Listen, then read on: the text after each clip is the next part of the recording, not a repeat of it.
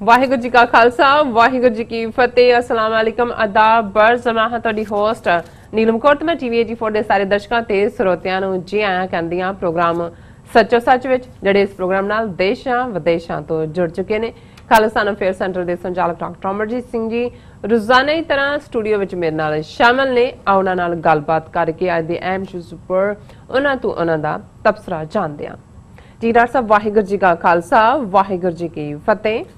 हाँ जी नीलम कौर जी, तुहानू भी तो दुनिया भर च बैठे साडे बहुत ही प्यारे सियाणे अकलमंद दानिश्वर TV 84 दे दर्शकां नू भी वाहिगुरू जी का खालसा वाहिगुरू जी की फतेह। ते साडे बहुत प्यारे अजीज पाकिस्तानी भैणां भरावां नू भी, मुसलमान भैणां भरावां नू भी अस्सलाम वालेकुम। जी डॉक्टर साहब, जी आनू प्रोग्राम सचो सच विच बहुत शुक्रिया जी। डॉक्टर साहब, अज 28 जुलाई 2020 13 सावन नानकशाही संमत 552 का दिन है। तो डॉक्टर साहब, प्रोग्राम शुरू करने तो पहला असीं अपने दर्शकों ते ਸਰੋਤਿਆਂ ਨੂੰ हमेशा तरह दस्सिए व्यूअर्स, जे तुसीं हक सच इंसाफ ते पैरा दिंदा इक्को एक चैनल TV 84 ਨੂੰ देखना चाहते हो तो तुसीं देख सकते हो स्पैक्ट्रम केबल, RCN केबल, बेलफाम cable in Canada, roku, Jadoo box, शावा, फेसबुक TV 84 दी ऐप राहीं online streaming and IP box ते तुसीं TV 84 ਨੂੰ देख सकते हो। व्यूअर्स, जे तुसीं TV 84 नाल जां प्रोग्राम सच्चो सच नाल फेसबुक राहीं जुड़े हो तो इस वध तो वध लाइक करो ते शेयर करो अते नाल ही YouTube ते सबसक्राइब भी करो। ਇਹ ਵੀ ਦੱਸ ਦੇ ਕਿ ਤੁਸੀਂ TV 84 ਦੀ ਐਪ ਨੂੰ ਐਂਡਰੋਇਡ ਐਂਡ ਐਪ ਸਟੋਰ ਤੇ ਡਾਊਨਲੋਡ ਕਰਕੇ ਜੋ TV 84 ਦੀ ਲਾਈਵ ਸਟ੍ਰੀਮ ਹੈ ਉਸ ਨੂੰ ਤੁਸੀਂ 24 ਆਵਰਸ ਦੇਖ ਸਕਦੇ ਹੋ। ਵਿਊਅਰਸ, ਹੁਣ ਅਸੀਂ ਆਪਣੇ ਪ੍ਰੋਗਰਾਮ ਦੀ ਸ਼ੁਰੂਆਤ ਕਰਨ ਜਾ ਰਹੇ ਹਾਂ। ਪ੍ਰੋਗਰਾਮ ਦੇ ਸ਼ੁਰੂ ਵਿੱਚ ਆਪਾਂ ਜੋ ਅੱਜ ਦੇ ਪਹਿਲੇ ਇਸ਼ੂ ਬਾਰੇ ਤੁਹਾਨੂੰ ਦੱਸ ਦਈਏ ਕਿ ਆਪਾਂ ਭਾਰਤ ਤੇ ਚੀਨ ਬਾਰੇ ਗੱਲਬਾਤ ਕਰਨ ਜਾ ਰਹੇ ਹਾਂ। ਜਿਸ ਤਰ੍ਹਾਂ ਕਿ ਭਾਰਤ ਤੇ ਚੀਨ ਦਾ ਜੋ ਤਣੀ ਦਾ ਜੋ ਮਾਹੌਲ ਹੈ ਉਸੇ ਤਰ੍ਹਾਂ ਹੀ जारी है। और जिस तरह के मीडिया रिपोर्टा अनुसार चीन ने हिमाचल प्रदेश नाल लगदे जो बॉर्डर ते 20 किलोमीटर जो लंबी सड़क है वो बना ली है। और याद रहे, हिमाचल प्रदेश का ये इलाका 1966 तक पंजाब स्टेट का हिस्सा सी। सो जे भारत चीन नाल टकराव नूं अगे वधाउंदा है तो इस गल की संभावना है कि चीनी फौज जो लद्दाख वाले पासियों कश्मीर नूं अते हिमाचल वाले पासियों पंजाब नूं भारतीय कब्जे तो आज़ाद करवा सकती है। सो इस बारे विचार चर्चा होएगी और नाल ही करोना अपडेट भी आपां डॉक्टर साहब कोलों उन्हां दी ज़ुबानी जाणांगे। सो असीं चाहांगे कि तुसीं स्टार्टिंग तो लैके एंड तक साडे नाल इसी तरह ही बने रहना। देखण सुणन लई तुहाडा सब दा बहुत बहुत शुक्रिया। जी डॉक्टर साहब, की कहना चाहोगे इस मुद्दे बारे? देखो, भारतीय मीडिया अजकल उवें ही सैलीब्रेशन च लगा है रफेल जहाज़ां दी। जिवें जदों दूर दुराडे इलाकिਆਂ ਦੇ ਵਿੱਚ अजे TV ਜਾਂ रेडियो तक भी नहीं सी ਤੇ ਸਭ ਤੋਂ ਵੱਡੀ ਐਂਟਰਟੇਨਮੈਂਟ ਹੀ ਉਦੋਂ ਹੁੰਦੀ ਸੀ ਜਦੋਂ ਜੇ ਕੋਈ ਪਿੰਡ ਦੇ ਵਿੱਚ ਬਰਾਤ ਆਏ ਬਾਹਰੋਂ ਔਰ ਉਹਦੇ 'ਚ ਫਿਰ ਜਿਵੇਂ ਕਿਤੇ ਨਾ ਕਿਤੇ ਲਾੜਾ ਜਿਹੜਾ ਹੈ ਉਹ ਘੋੜੇ ਤੇ ਚੜਿਆ ਹੁੰਦਾ ਸੀ, ਉਹਦੇ ਉੱਤੇ ਪੈਸਿਆਂ ਦੀ ਪਾਨ ਸੁੱਟੀ ਜਾਂਦੀ ਸੀ ਤੇ ਨਿਆਣਿਆਂ ਲਈ ਇਹ ਵੀ ਹੁੰਦਾ ਸੀ ਕੋਈ ਦਵਾਨੀ ਚਵਾਨੀ ਮਿਲ ਜਾਏ ਉਹ ਵੀ ਲੁੱਟ ਰਿਹਾ ਹੁੰਦੇ ਸੀ ਤੇ ਪਹਿਲੀ ਵਾਰ ਉਹ ਵਾਜਾ ਜਿਹਾ ਵੀ ਵੱਜਦਾ ਹੁੰਦਾ ਸੀ। ਔਰ ਉਸ ਸਾਰੇ ਦੇ ਥੱਲੇ ਉਹੀ ਸਭ ਤੋਂ ਵੱਡੀ ਐਂਟਰਟੇਨਮੈਂਟ ਸੀ ਕਿ ਵੀ ਇਹ ਜਿਹੜਾ ਉਹ ਢੀਕਦੇ ਸੀ ਕਿ ਕਿਹਦੀ ਜੰਜ ਕਦੋਂ ਚੜ੍ਹਨੀ ਹੈ ਤੇ ਕਿਹਦੀ ਜੰਜ ਕਦੋਂ ਆਉਣੀ ਹੈ। ਸੋ ਕੁੱਲ ਮਿਲਾ ਕੇ ਵੈਸੇ ਇਹ ਉਹਨਾਂ ਦੇ ਵੀ ਜਿਹੜੇ ਕੁਝ ਸਿਆਣੇ ਜਰਨਲਿਸਟ ਨੇ ਉਹ ਹੈਰਾਨ ਵੀ ਨੇ ਕਿ ਇੱਕ ਆਪਣੇ ਆਪ ਨੂੰ ਦੁਨੀਆ ਦੀ ਇੱਕ ਗਲੋਬਲ ਗੁਰੂ ਕਹਿਣ ਵਾਲਾ, ਸਪਿਰਿਚੁਅਲਿਟੀ ਦੇ ਵਿੱਚ ਅਦਰਵਾਈਜ਼ ਔਰ ਐਂਸ਼ੀਐਂਟ ਵਿਜ਼ਡਮ ਦੀਆਂ ਡੀਂਗਾਂ ਮਾਰਨ ਵਾਲਾ ਮੁਲਕ, ਉਹਨਾਂ ਨੂੰ ਕੀ ਐਸਾ ਹੋਇਆ ਹੈ ਕਿ 5 ਰਫੇਲ ਜਹਾਜ਼ ਜਿਹੜੇ ਆਉਣੇ ਨੇ ਉਹ ਇਵੇਂ ਹੀ ਹੈ ਜਿਵੇਂ ਕਿ ਇਹਨਾਂ ਦੀ ਕੋਈ ਬਰਾਤ ਚੜ ਰਹੀ ਹੈ ਤੇ ਰਫੇਲ ਆਏ ਨਹੀਂ ਤਾਂ ਇਹਨਾਂ ਨੇ ਚੀਨ ਨੂੰ ਵੀ ਹਰਾਇਆ ਨਹੀਂ ਤੇ ਪਾਕਿਸਤਾਨ ਨੂੰ ਵੀ ਹਰਾਇਆ ਨਹੀਂ। ਹਾਲਾਂਕਿ ਇਹ ਆਮ ਜਿਹੇ ਜਹਾਜ਼ ਨੇ ਔਰ ਕੋਈ ਜਿਹੜਾ ਲੇਕਿਨ ਕੁੱਲ ਮਿਲਾ ਕੇ ਜਿਹੜਾ ਇਹਨੂੰ ਵੀ ਜੇ ਦੇਖਿਆ ਜਾਏ ਇੱਕ ਹਕੀਕਤ ਨਾਲ ਕਿ ਕਿਉਂਕਿ ਜਿਹੜੀ ਮਾਰ ਚੀਨ ਤੋਂ ਪਈ ਹੈ ਔਰ ਕਿੰਨਾ ਵੱਡਾ ਏਰੀਆ, ਅਸੀਂ ਕੱਲ ਵੇਰਵੇ ਨਾਲ ਜ਼ਿਕਰ ਕੀਤਾ ਸੀ 5 ਡਿਫਰੈਂਟ ਸੈਕਟਰਸ ਦਾ, ਜਿੱਥੇ ਜਿੱਥੇ ਇਹਨਾਂ ਨੇ ਜਿਹਨੂੰ ਹੁਣ ਇਹ ਕਹਿ ਰਹੇ ਨੇ ਕਿ ਜੀ ਜਿਹੜਾ ਉਹ ਡਿਸਐਂਗੇਜਮੈਂਟ ਦੀ ਗੱਲਬਾਤ ਹੋ ਰਹੀ ਹੈ, ਉਹ ਆਲਰੇਡੀ ਚੀਨ ਨੇ ਅੱਜ ਜਦੋਂ ਅਸੀਂ ਉਹਨਾਂ ਦੀ ਸਟੇਟਮੈਂਟ ਦੇਖਦੇ ਹਾਂ ਉਹਨਾਂ ਨੇ ਕਿਹਾ ਜੀ ਬਿਲਕੁਲ ਮੁਕੰਮਲ ਹੋ ਗਈ ਡਿਸਐਂਗੇਜਮੈਂਟ। ਇਹਦਾ ਮਤਲਬ ਹੈ ਵੀ ਚੀਨ ਉੱਥੇ ਹੀ ਟਿਕ ਗਿਆ ਪੱਕੇ ਤੌਰ ਤੇ। ਲੇਕਿਨ ਰਫੇਲ ਦੇ ਸਵਾਗਤ ਦੇ ਵਿੱਚ ਇਹ ਹੈ ਕਿ ਵੀ ਲਾੜਾ ਤੁਰ ਪਿਆ, ਉਹਦੇ ਵਟਣਾ ਲੱਗ ਗਿਆ, ਉਹਨੇ ਨਹਾ ਲਿਆ, ਫਿਰ ਉਹ ਘਰ ਦੇ ਬਾਹਰ ਆ ਗਿਆ, ਹੁਣ ਸਿਹਰਾ ਬੰਦੀ ਹੋ ਗਈ ਹੈ, ਹੁਣ ਵਾਗ ਫੜਾਈ ਹੋ ਗਈ ਹੈ। ਤੇ ਇਵੇਂ ਉਹ ਰਫੇਲ ਜਹਾਜ਼ਾਂ ਨਾਲ ਕਰ ਰਹੇ ਨੇ ਕਿ ਉੱਥੋਂ ਤੁਰ ਪਿਆ। ਫਰਾਂਸ 'ਚ ਇੰਡੀਆ ਦਾ ਐਂਬੈਸਡਰ, ਉਹਨਾਂ ਦੇ ਉਹ ਪਹੁੰਚੇ ਹੋਏ ਨੇ ਫੌਜੀ, ਉਹਨਾਂ ਦੀਆਂ ਫੋਟੋਆਂ, ਫਿਰ ਉਹ ਮਟਕ ਕੇ ਜਾ ਰਹੇ ਨੇ। ਔਰ ਇੱਕ ਪਾਸੇ ਕਸ਼ਮੀਰ ਦੇ ਵਿੱਚ ਜ਼ਾਹਰ ਹੈ 5 ਅਗਸਤ ਆਉਣ ਵਾਲਾ ਹੈ, ਔਰ ਆਲਰੇਡੀ ਜੋ ਚੱਲ ਰਿਹਾ ਉੱਥੇ ਅਸੀਂ ਅਗਲੇ ਇੱਕ ਸੈਗਮੈਂਟ 'ਚ ਗੱਲਬਾਤ ਕਰਾਂਗੇ ਕਿ ਕਿਵੇਂ ਕਸ਼ਮੀਰੀ ਤਾਂ ਰੈਜ਼ਿਸਟ ਕਰ ਰਹੇ ਨੇ। ਹੁਣ ਈਵਨ ਕਸ਼ਮੀਰੀ ਪੰਡਤ ਔਰ ਡੋਗਰੇ ਜਿਨ੍ਹਾਂ ਨੂੰ ਨਜ਼ਰ ਆ ਰਿਹਾ ਕਿ ਯੂਪੀ ਬਿਹਾਰ ਦੇ ਭਈਏ ਚਾਰੇ ਪਾਸੇ ਆ ਗਏ ਨੇ, ਉਹ ਵੀ ਮੰਗ ਕਰ ਰਹੇ ਨੇ ਜੀ ਆਰਟੀਕਲ 370 ਰੀਸਟੋਰ ਕਰੋ। ਪਰ ਉਸ ਸਾਰੇ 'ਚ ਇਹਨਾਂ ਨੂੰ ਇੱਕ ਜਿਹੜੀ ਹੈ ਸਟੋਰੀ ਇਹਨਾਂ ਨੇ ਜਿਹੜੀ ਅੱਜ ਕੀਤੀ ਹੈ ਕਿ Hilal Ahmad Rather IAF officer from Kashmir who played key role in Rafale delivery। ਇੱਕ ਜਿਹੜੇ ਕੋਈ ਹਿਲਾਲ ਅਹਿਮਦ ਸੱਜਣ ਨੇ, ਕੋਈ ਮਿਹਨਤੀ ਮੁੰਡਾ, ਨਗਰੋਟਾ ਜੰਮੂ ਦੇ ਨੇੜੇ 에ਅਰਫੋਰਸ ਤੋਂ ਟ੍ਰੇਨਡ ਹੋਇਆ, ਕਮਾਂਡੋਰ ਦੇ ਲੈਵਲ ਤੱਕ ਪਹੁੰਚਿਆ। ਉਹਨਾਂ ਨੇ ਕਿਹਾ ਜੀ ਜਿੰਨਾ ਉਹ ਫਸਟ ਜਿਹੜਾ ਬੈਚ ਰਫੇਲ ਜਹਾਜ਼ਾਂ ਦਾ ਆ ਰਿਹਾ ਫਰਾਂਸ ਤੋਂ ਉੱਡਿਆ ਅੱਜ ਮੰਡੇ, ਔਰ ਉਹਨਾਂ ਨੇ ਜਿਹੜਾ ਰਫੇਲ 에ਅਰਕ੍ਰਾਫਟ ਦੀ ਵੈਪਨਾਈਜੇਸ਼ਨ ਕੰਪਲੀਟ ਹੋ ਜਾਏਗੀ, ਐਕਲੈਮੇਟਾਈਜੇਸ਼ਨ ਇੰਡੀਅਨ ਰਿਕੁਆਇਰਮੈਂਟ ਨਾਲ ਹੋਏਗੀ। ਔਰ ਹਿਲਾਲ ਜਿਹੜਾ ਇੰਡੀਅਨ 에ਅਰ ਅਟੈਸ਼ੀ ਹੈ ਇਸ ਵੇਲੇ ਉੱਥੇ ਫਰਾਂਸ ਦੇ ਵਿੱਚ, ਔਰ ਉਹਨੂੰ ਬੜਾ ਜਿਹੜਾ ਇਹਨਾਂ ਨੇ ਪਬਲਿਸਾਈਜ਼ ਕੀਤਾ ਹੈ ਕਿ ਦੇਖੋ ਇਹ ਜਿਹੜਾ ਇਹਨਾਂ ਬਹਾਦਰ ਕਸ਼ਮੀਰ ਦਾ। ਔਰ ਕਿਉਂਕਿ ਲੋਕ ਪੁੱਛ ਰਹੇ ਨੇ ਵੀ ਜੋ ਤੁਸੀਂ ਕਸ਼ਮੀਰ ਦੇ ਵਿੱਚ ਕੀਤਾ, ਜੋ ਉੱਥੇ ਮੁਸਲਮਾਨਾਂ ਦਾ ਹਾਲ ਕਰ ਰਹੇ ਹੋ, ਦੂਸਰਿਆਂ ਦਾ ਵੀ, ਕਿ ਸਿੱਖ ਘੱਟ ਗਿਣਤੀ ਦੇ ਹਵਾਲੇ ਨਾਲ ਅੱਜ ਗੁਫ਼ਤਗੂ ਪ੍ਰੋਗਰਾਮ 'ਚ ਜਗਮੋਹਨ ਸਿੰਘ ਰੈਣਾ ਜਿਹੜੇ ਸ੍ਰੀਨਗਰ ਬੇਸਡ ਨੇ, ਉਹਨਾਂ ਦੇ ਨਾਲ ਅਮਰਵੀਰ ਸਿੰਘ ਗੱਲਬਾਤ ਕਰਨਗੇ। ਪਰ ਇਹ ਇੱਕ ਵੱਡਾ ਡਰਾਮਾ ਕ੍ਰੀਏਟ ਕੀਤਾ ਜਾ ਰਿਹਾ। ਫਿਰ ਇਹ ਹੈ ਜੀ ਇੰਨੇ 40,000 ਫੀਟ ਤੇ ਦੇਖੋ ਰਫੇਲ ਦੇ ਵਿੱਚ ਫਿਊਲਿੰਗ ਕਿਵੇਂ ਹੋ ਰਹੀ ਆ, ਉਹਨੂੰ ਰੀਫਿਊਲ ਕੀਤਾ ਜਾ ਰਿਹਾ ਤੇ ਠੁਮਕ ਕਰਦੇ 2 ਇੱਕ ਪਾਸੇ ਉਹ 3-5 ਅੰਬਾਲੇ ਆ ਜਾਣਗੇ। ਲੋ ਉਹਨੂੰ ਇਹ ਇਵੇਂ ਦੱਸ ਰਹੇ ਨੇ ਕਿ ਵੀ ਪਤਾ ਨਹੀਂ ਉਹਦੇ ਨਾਲ ਇੰਡੀਆ ਨੇ ਉਹਨਾਂ ਦੇ ਨਾਲ ਸੁਪਰ ਪਾਵਰ, ਹਾਲਾਂ ਉਹਨਾਂ ਦੇ ਉਹ ਕਹਿੰਦੇ ਨੇ ਕਿ ਭਾਈ ਐਕਲੈਂਪੇਟਾਈਜ਼ ਕਰਨਾ ਉਹਨਾਂ ਤੇ ਹਥਿਆਰ। ਔਰ ਆਲਰੇਡੀ ਇੰਡੀਆ ਦੇ ਕੋਲ ਜਿਹੜਾ state of the art France ਦੇ ਮਿਰਾਜ 2000 ਔਰ ਦੂਸਰੇ ਜਹਾਜ਼ ਹੈਗੇ ਨੇ, ਕੋਈ ਉਹਨਾਂ 'ਚ ਨਹੀਂ ਹੈ। ਔਰ ਇਹਨਾਂ ਦੇ ਕੋਲ ਇਹ ਤਾਂ ਜਿਹੜੀ ਹੈ ਉਹ ਵੱਡੀ ਜਿਹੜੀ ਮਸ਼ੀਨ ਲੈ ਕੇ ਜਾ ਰਹੇ ਨੇ, ਜਿਹਨੂੰ ਅਜੇ ਕਿਨੇ ਚਲਾਣਾ, ਕਿੱਥੇ ਡਿੱਗਣਾ, ਅਭਿਨੰਦਨ ਵਾਂਗੂ ਜੋ ਮਿਗ ਦਾ ਹਾਲ ਕੀਤਾ ਕਿਨੇ ਕੀ ਹਾਲ ਕਰਨਾ। ਔਰ ਚਾਈਨਾ ਔਰ ਪਾਕਿਸਤਾਨ ਜਿਨ੍ਹਾਂ ਦੇ ਖਿਲਾਫ ਇਹ ਆਪਣਾ ਵੱਡਾ ਇਹ ਬਰਾਤ ਵਾਲਾ ਸ਼ੋਅ ਦਿਖਾ ਰਹੇ ਨੇ, ਉਹਨਾਂ ਦੇ ਤਾਂ ਆਪਣੇ ਮੁਲਕ 'ਚ ਬਣੇ ਹੋਏ ਔਰ ਉਹਨਾਂ ਕੋਲ ਇਸ ਕਿਸਮ ਦਾ ਸਟੇਟ ਆਫ ਦਾ ਆਰਟ ਉਹਨਾਂ ਦਾ ਆਪਣਾ ਕੰਮ ਹੈ। ਪਰ ਇਹ ਜਿਹੜੀ ਇਹਨਾਂ ਦੀ ਹੰਬਲਿੰਗ ਡਿਫੀਟ ਹੈ ਉਹਨੂੰ ਕਵਰ ਕਰਨ ਦੇ ਲਈ ਜਿਵੇਂ ਤੁਸੀਂ ਕੋਈ ਪਟਾਕਾ ਚਲਾ ਦਿੰਦੇ ਹੋ, ਕੋਈ ਧਿਆਨ ਵਟਿਆ ਜਾਂਦਾ ਹੈ ਇੱਕ ਸੈਲੀਬ੍ਰੇਸ਼ਨ ਦੇ ਨਾਂ ਥੱਲੇ।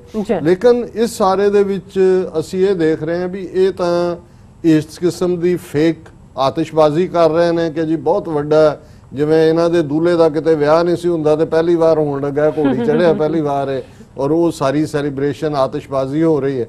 ਲੇਕਿਨ ਦੂਸਰੇ ਪਾਸੇ ਚਾਈਨਾ ਕਿਸ ਅੰਦਾਜ਼ ਦੇ ਵਿੱਚ ਕੰਮ ਕਰ ਰਿਹਾ, ਮੈਂ ਸਮਝਦਾ ਵੀ ਹਾਲਾਂ ਅਸੀਂ ਆਪਣੇ ਆਪ ਨੂੰ ਸਮਝਦੇ ਹਾਂ ਕਿ ਭਾਈ ਚਲੋ ਅਸੀਂ ਪੜ੍ਹਨ ਦਾ ਵੀ ਥੋੜਾ ਬਹੁਤ ਸ਼ੌਕ ਹੈ, ਦੇਖ ਲਈਦਾ, ਪਰ ਚਾਈਨਾ ਨੇ ਜਿੰਨੇ ਪਾਸਿਓਂ ਔਰ ਜਿਸ ਅੰਦਾਜ਼ ਦੇ ਵਿੱਚ ਭਾਰਤ ਨੂੰ ਘੇਰਿਆ, ਅਮਰੀਕਾ ਨੂੰ ਤਾਂ ਉਹਨਾਂ ਨੇ ਸਿੱਧਾ ਚੈਲੰਜ ਕੀਤਾ ਹੀ ਕੀਤਾ। ਔਰ ਜਿਵੇਂ ਉਹ ਰੀਜਨ ਦੀ ਇਹੀ ਨਹੀਂ ਵੀ ਟੋਪੋਗ੍ਰਾਫੀ ਤੋਂ ਉਹਨਾਂ ਨੇ ਵਾਕਿਫ, ਉਹਨਾਂ ਨੇ ਫੁੱਲ ਇਹ ਜੋ ਵੀ ਸ਼ੁਰੂਆਤ ਹੋਈ ਹੈ, ਭਾਵੇਂ ਇਹ ਅਮਰੀਕਾ ਦੀ ਚੁੱਕ ਦੇ ਉੱਤੇ ਇੰਡੀਆ ਨਹੀਂ ਜਿਹੜੀ ਹੈ ਦਿਲਵਦੀ ਕੀਤੀ, ਪਰ ਇਹ ਸ਼ਾਇਦ ਇਸ ਤੋਂ ਬਹੁਤ ਪਹਿਲਾਂ ਚਾਈਨਾ ਨੇ ਆਪਣਾ ਬਲੂਪ੍ਰਿੰਟ ਤਿਆਰ ਕੀਤਾ ਹੋਇਆ ਸੀ। ਉਹਨਾਂ ਨੇ ਕੈਲਕੂਲੇਟ ਕੀਤਾ ਸੀ ਕਿ ਕੀ ਹੋਣਾ, ਕਿਉਂਕਿ ਟਰੰਪ ਦੇ ਆਉਣ ਤੋਂ ਬਾਅਦ, ਹਾਲਾਂਕਿ ਉਸ ਤੋਂ ਪਹਿਲਾਂ ਹੀ ਓਬਾਮਾ ਐਡਮਿਨਿਸਟ੍ਰੇਸ਼ਨ ਦੇ ਵੇਲੇ ਹੀ ਭਾਰਤ ਨੂੰ ਥਾਪੀ ਦੇਣ ਦੀ ਲਾਈਨ ਜਾਂ ਉਸ ਤੋਂ ਵੀ ਪਹਿਲਾਂ ਜੂਨੀਅਰ ਬੁਸ਼ ਦੇ ਲੈਵਲ ਤੇ ਸ਼ੁਰੂ ਹੋ ਗਿਆ ਸੀ। ਲੇਕਿਨ ਉਹਨਾਂ ਨੇ ਵੀ ਭਾਰਤ ਪ੍ਰਤੀ ਬਿਲਕੁਲ ਇੱਕ ਸ਼ਾਂਤ ਲਾਈਨ ਰੱਖੀ ਤਾਂ ਕਿ ਉਹਨਾਂ ਨੂੰ ਮੌਕਾ ਵੀ ਇਹ ਦਿੱਤਾ ਜਾਏ ਕਿ ਭਾਈ ਉਹ ਕੋਈ ਵੀ ਐਵੇਂ ਭੜਕਾਟ 'ਚ ਆ ਕੇ ਕੰਮ ਨਾ ਕਰਨ। ਹਾਲਾਂ ਕਿੱਥੇ ਚੀਨ ਨੇ ਤੇ ਕਿੱਥੇ ਉਹ ਪੀਂਗ ਝੂਟਣੀ, ਉਹਦੇ ਨਾਲ ਵੀ ਮੋਦੀ ਦੇ ਨਾਲ ਬਹਿ ਕੇ ਉਹਨੇ ਝੂਲਾ ਵੀ ਝੂਲ ਲਿਆ ਵੀ ਚਲੋ ਕੋਈ ਨਹੀਂ ਹੈ ਜੀ, ਉਹ ਜਾ ਕੇ ਉੱਥੇ ਹੋਰ ਡਰਾਮੇਬਾਜ਼ੀਆਂ ਜੋ ਕਰਦੇ ਰਹੇ। ਉਹਨਾਂ ਦਾ ਸੀ ਕਿ ਭਾਈ ਚਲੋ ਨੇਬਰ ਹੈ, ਇਹਨਾਂ ਦੇ ਨਾਲ ਕਾਹਨੂੰ ਹੈ ਵਿਗਾੜਨ ਦੀ ਲਾਈਨ, ਕੋਈ ਨਹੀਂ। ਪਰ ਇਹਨਾਂ ਨੇ ਜਦੋਂ ਅੱਤ ਕਰ ਦਿੱਤੀ ਤੇ ਹੁਣ ਚੀਨ ਨੇ ਇੱਕ ਤੋਂ ਬਾਅਦ ਇੱਕ ਆਪਣਾ ਕਾਰਡ ਕੱਢਿਆ ਔਰ ਇਹ ਈਵਨ ਹੁਣ ਜਦੋਂ ਕੋਵਿਡ-19 ਦਾ ਕਹਿਰ ਸ਼ੁਰੂ ਹੋਇਆ, ਇਹਨੇ ਮੋਦੀ ਨੇ ਡਰਾਮਾ ਕਰਕੇ ਕਿ ਜੀ ਮੈਂ ਸਾਰਕ ਦੇਸ਼ਾਂ ਦੀ ਇੱਕ ਵਰਚੁਅਲ ਰੱਖਿਆ, ਪਾਕਿਸਤਾਨ ਨੂੰ ਵੀ ਵਿੱਚ ਲੈ ਲਿਆ ਤੇ ਕਿ ਜੀ ਅਸੀਂ ਇੰਨਾ ਦਿਆਂਗੇ, ਅਸੀਂ ਮਦਦ ਕਰਾਂਗੇ। ਉਸ ਤੋਂ ਬਾਅਦ ਕਿਸੇ ਨੂੰ ਨਾ ਪੁੱਛਿਆ, ਨਾ ਕਿਸੇ ਦੇ ਨਾਲ ਕੋਈ ਗੱਲ ਹੋਈ। ਹਾਲਾਂ ਮੋਦੀ ਦਾ ਜਿਹੜਾ ਇਹ ਦਾਅਵਾ ਹੈ, ਇਹ ਤੇ ਅੱਜ ਕਿਸੇ ਨੇ ਸੈਟਲ ਕੀਤਾ ਸੀ, ਕਹਿੰਦੇ ਤੁਹਾਡੇ 2 ਕਰੋੜ ਮਜ਼ਦੂਰ ਜਿਹੜੇ ਰਾਹ 'ਚ ਰੁਲ ਕੇ ਪਹੁੰਚੇ ਨੇ, ਘਰਾਂ 'ਚ ਕੋਈ ਮਰ ਗਏ, ਕੋਈ ਰੁਲ ਗਏ, ਤੇ ਮੋਦੀ ਦਾਅਵੇ ਨਾਲ ਕਹਿ ਰਿਹਾ ਕਿ ਅਸੀਂ ਦੁਨੀਆ ਦੇ 150 ਦੇਸ਼ਾਂ ਦੀ ਮਦਦ ਕੀਤੀ ਕੋਵਿਡ-19 'ਚ। ਕਹਿੰਦੇ ਕੋਈ ਰੱਬ ਦਾ ਖੌਫ ਖਾਓ ਵੀ ਕਿਸ ਕਿਸਮ ਦਾ ਤੁਹਾਡਾ ਫਰਾਡ ਹੈ। ਪਰ ਚਾਈਨਾ ਨੇ, ਜਿਹਨੇ ਰੀਅਲੀ ਜੇ ਈਵਨ ਯੂਰਪ ਦੀਆਂ ਕੰਟਰੀਜ਼ ਜੇ ਅਮਰੀਕਨ ਟਰੰਪ ਐਡਮਿਨਿਸਟ੍ਰੇਸ਼ਨ ਦੇ ਨਾਲ ਨਹੀਂ ਆਈਆਂ ਤੇ ਐਵੇਂ ਨਹੀਂ ਹੈ। ਜੇ ਇਟਲੀ ਸੀ, ਸਪੇਨ ਸੀ, ਦੂਜੇ ਚੀਨ ਦੇ ਜਹਾਜ਼ ਇੱਕ ਆ ਰਿਹਾ ਸੀ, ਜਾ ਰਿਹਾ ਸੀ, medicine kit, mask, technical equipment, ਡਾਕਟਰਾਂ ਦਾ ਦੂਜਾ ਜੋ ਚਾਹੀਦਾ ਸੀ, ਔਰ ਕੱਲਾ ਇਹ ਨਹੀਂ, ਅਫਰੀਕਾ ਦੇ ਵਿੱਚ ਸਾਊਥ ਅਮਰੀਕਾ ਤੱਕ ਉਹਨਾਂ ਨੇ ਰੀਅਲੀ ਕੀਤਾ। ਔਰ ਹੁਣ ਇਸ ਲੈਵਲ ਦੇ ਉੱਤੇ ਜਾ ਕੇ, ਜਿੱਥੇ ਅਸੀਂ ਕੱਲ ਵੀ ਗੱਲ ਕੀਤਾ ਸੀ ਕਿ ਜੇ ਹੁਣ ਹਿਊਮਨ ਟ੍ਰਾਇਲ ਉਹਨਾਂ ਦੀ ਵੈਕਸੀਨੇਸ਼ਨ ਦੇ ਨੇ, ਉਹਨਾਂ ਨੇ ਬੰਗਲਾਦੇਸ਼ ਨੂੰ ਵੀ ਜਿਹੜਾ ਆਨਲਾਈਨ ਲਿਆ ਔਰ ਅਫਗਾਨਿਸਤਾਨ, ਪਾਕਿਸਤਾਨ ਨੂੰ ਵੀ। ਔਰ ਭਾਰਤ ਨੂੰ ਇਹ ਨਜ਼ਰ ਆਇਆ ਕਿ ਵੀ ਗੱਲ ਕੱਲੀ ਇਹ ਨਹੀਂ ਹੈ ਕਿ ਵੀ ਚੀਨ ਜ਼ਬਾਨੀ ਕਲਾਮੀ ਗੱਲਾਂ ਕਰਦਾ ਹੈ, ਔਰ ਇਸ ਸਾਰੇ ਚੋਂ China's health diplomacy to consolidate one belt one initiative in region. ਹੁਣ ਪਿਛਲੇ ਕੱਲ ਚੀਨ ਦੇ ਜਿਹੜਾ ਉਹਨਾਂ ਨੇ ਇੱਕ ਇਹਦੇ ਥੱਲੇ ਵਰਚੁਅਲ ਕਾਨਫਰੰਸ ਕੀਤੀ, ਜਿਹਦੇ 'ਚ ਜਿਹੜੇ ਪਾਕਿਸਤਾਨ, ਅਫਗਾਨਿਸਤਾਨ, ਨੇਪਾਲ, ਇਹਨਾਂ ਦੇ ਫੋਰਨ ਮਿਨਿਸਟਰਸ ਨੇ ਪਾਰਟਿਸਿਪੇਟ ਕੀਤਾ ਔਰ ਉਹਦੇ 'ਚ ਉਹਨਾਂ ਨੇ ਇਹ ਬਿਲਕੁਲ ਇਹ ਕਿਹਾ ਵੀ ਅਸੀਂ while the 4 countries held a video conference, the Chinese embassy here has indicated that US had been the instigator in its troubles with India. In a statement, Chinese embassy spokesperson Ji Rong accused US of seeking containment and ideological confrontation with China while India adhered to strategic independence. उन्होंने कहा कि भी ये US ने instigate किया और उन्होंने India ਨੂੰ ਕਿਹਾ कि correct your wrongdoings। और इस सारे च ਜਿਹੜਾ ਚੀਨ ਨੇ ਇਹਨਾਂ ਚਾਰਾਂ ਮੁਲਕਾਂ ਦੇ ਨਾਲ those measures may mean China pushing for closer ties with Nepal and Afghanistan where India has security stakes as ਜਿੱਥੇ ਇੰਡੀਆ ਪਾਸੇ ਹਟਿਆ ਔਰ ਇਹ ਪਹਿਲੀ ਵਾਰ ਹੋਏਗਾ ਕਿ ਵੀ ਇਸ ਲੈਵਲ ਤੇ ਈਵਨ ਨੇਪਾਲ, ਅਫਗਾਨਿਸਤਾਨ, ਪਾਕਿਸਤਾਨ, ਜਿਹੜੇ ਅਫਗਾਨਿਸਤਾਨ ਬਾਰੇ ਸੀ ਕਿ ਜੀ ਉਹ ਇੰਡੀਆ ਦੇ ਚਲਾ, ਹਾਲਾਂ ਜਿਹੜਾ ਉੱਥੇ ਹੁਣ ਐਗਜ਼ਿਸਟਿੰਗ ਰਜੀਮ ਹੈ ਉਹ ਅਸ਼ਰਫ ਗਨੀ ਹੋਏ ਜਾਂ ਅਬਦੁੱਲਾ ਹੋਏ, ਉਹ ਬਿਲਕੁਲ ਹੁਣ ਤੋਂ ਕੁਝ ਮਹੀਨੇ ਪਹਿਲਾਂ ਤੱਕ ਇੰਡੀਆ ਦੇ ਪਾਲੇ 'ਚ ਭੁਗਤਣ ਵਾਲੇ ਸੀ, ਲੇਕਿਨ ਹੁਣ ਅਬਦੁੱਲਾ ਪਾਕਿਸਤਾਨ ਦੇ ਦੌਰੇ ਤੇ ਵੀ ਆ ਰਿਹਾ ਔਰ ਚਾਈਨਾ ਦੇ ਨਾਲ ਵਰਚੁਅਲ ਕਾਨਫਰੰਸ ਪਾਕਿਸਤਾਨ ਔਰ ਨੇਪਾਲ ਦੇ ਨਾਲ। ਔਰ ਨਾ ਹੀ ਅਸ਼ਰਫ ਗਨੀ ਜਾਂ ਅਬਦੁੱਲਾ ਨੇ ਜਿਹੜੇ ਭਾਰਤ ਦੇ 20 ਸੋਲਜਰ ਮਾਰੇ ਗਏ ਉਸ ਬਾਰੇ ਕੋਈ ਬਿਆਨਬਾਜ਼ੀ ਕੀਤੀ, ਨਾ ਬੰਗਲਾਦੇਸ਼ ਨੇ ਕੀਤੀ, ਨੇਪਾਲ ਨੇ ਤਾਂ ਆਪਣੇ ਇਲਾਕੇ ਕਲੇਮ ਕੀਤੇ। ਪਰ ਇਸ ਸਾਰੇ ਨੇ ਇਹਨਾਂ ਨੂੰ ਫਿਕਰ ਪਾਇਆ ਹੋਇਆ ਔਰ ਬਹੁਤ ਸਾਰੀਆਂ ਸਟੋਰੀਜ਼ ਨੇ ਚੀਨ, ਪਾਕਿਸਤਾਨ, ਨੇਪਾਲ ਤੇ ਅਫਗਾਨਿਸਤਾਨ 'ਚ ਕੀ ਪੱਕ ਰਹੀ ਹੈ ਖਿਚੜੀ। ਸੋ ਇਹਦੇ ਤੇ ਉਹਨਾਂ ਨੇ ਕਾਫੀ ਡੀਟੇਲ ਦੇ ਵਿੱਚ ਇਹ ਡਿਸਕਸ ਕੀਤਾ ਕਿ ਬੜਾ ਖਤਰਨਾਕ ਪਾਰਟ ਹੈ। ਹਾਲਾਂ ਉਹਨਾਂ ਨੇ ਕਿਹਾ ਕਿ ਵੀ ਚਾਈਨਾ ਇਨ ਪੀਸਿਸ ਉਹਨਾਂ ਨੇ 4 ਲਿਆ, ਉਹਨਾਂ ਨੇ ਬੰਗਲਾਦੇਸ਼ ਜਾਂ ਸ੍ਰੀਲੰਕਾ ਜਾਂ ਭੂਟਾਨ ਨੂੰ ਨਹੀਂ ਲਿਆ। ਵੀ ਨੈਕਸਟ ਸਰਪ੍ਰਾਈਜ਼ ਇਹ ਵੀ ਹੋ ਸਕਦਾ ਹੈ ਕਿ ਵੀ ਉਹਨਾਂ ਦੇ ਨਾਲ ਵੀ ਜਿਹੜਾ ਚੀਨ ਕਰੇ। ਔਰ ਉਹਨਾਂ ਕਿਹਾ ਵੀ ਜਿੱਥੇ ਮੋਦੀ ਨੇ ਸਾਰਕ ਵਰਗਾ ਪਲੇਟਫਾਰਮ ਜਿਹੜਾ ਇੰਡੀਆ ਨੂੰ ਡੋਮੀਨੈਂਸ ਦਿੰਦਾ ਸੀ, ਕਿਉਂਕਿ ਇੰਡੀਆ ਹੀ ਵੱਡਾ ਸੀ, ਉਹਦੇ 'ਚ ਮੁਲਕ ਬਾਕੀ ਤਾਂ 7 ਮੁਲਕ ਛੋਟੇ ਸੀ, ਉਹਨਾਂ ਨੇ ਕਿਹਾ ਵੀ ਇਸ ਸਾਰੇ 'ਚ ਉਹਨਾਂ ਨੇ ਆਪਣੀ ਬੇਵਕੂਫੀ ਨਾਲ ਇਸ ਪਲੇਟਫਾਰਮ ਨੂੰ ਗਵਾਇਆ। ਔਰ ਦੂਸਰਾ ਜਿਹੜਾ ਅਸੀਂ ਕਿਹਾ ਵੀ ਇੰਡੀਆ ਤਾਂ ਅਜੇ ਕਹਿ ਰਿਹਾ ਜੀ ਹੁਣ ਕਮਾਂਡਰ ਲੈਵਲ ਗੱਲਬਾਤ ਹੋਏਗੀ, ਦੂਜਾ ਹੋਏਗਾ ਔਰ ਇਸ ਸਾਰੇ 'ਚ ਡਿਸਐਂਗੇਜਮੈਂਟ ਲਈ ਕਿਹਾ ਜਾ ਰਿਹਾ। ਪਰ ਚੀਨ ਨੇ ਆਲਰੇਡੀ ਜਿਵੇਂ ਮੈਂ ਕਿਹਾ ਵੀ ਉਹਨਾਂ ਦੇ ਫੋਰਨ ਮਿਨਿਸਟਰ ਨੇ, ਫੋਰਨ ਮਿਨਿਸਟਰੀ ਦੇ ਸਪੋਕਸਪਰਸਨ ਨੇ ਵੈਂਗ ਵੈਨਬਿਨ, ਉਹਨਾਂ ਨੇ ਇਹ ਕਲੀਅਰਲੀ ਕਿਹਾ China and India have completed disengagement at most locations of their border। ਉਹਨਾਂ ਨੇ ਕਿਹਾ ਜੀ ਕੰਪਲੀਟ ਹੋ ਗਈ ਹੈ ਡਿਸਐਂਗੇਜਮੈਂਟ। ਔਰ ਉਹਦੇ 'ਚ ਉਹਨਾਂ ਨੇ ਈਵਨ ਪੈਂਗ ਸੌਂਗ ਸੋ ਜਿਹੜਾ ਲੇਕ ਹੈ ਉਸ ਦਾ ਜ਼ਿਕਰ ਤੱਕ ਵੀ ਨਹੀਂ ਕੀਤਾ।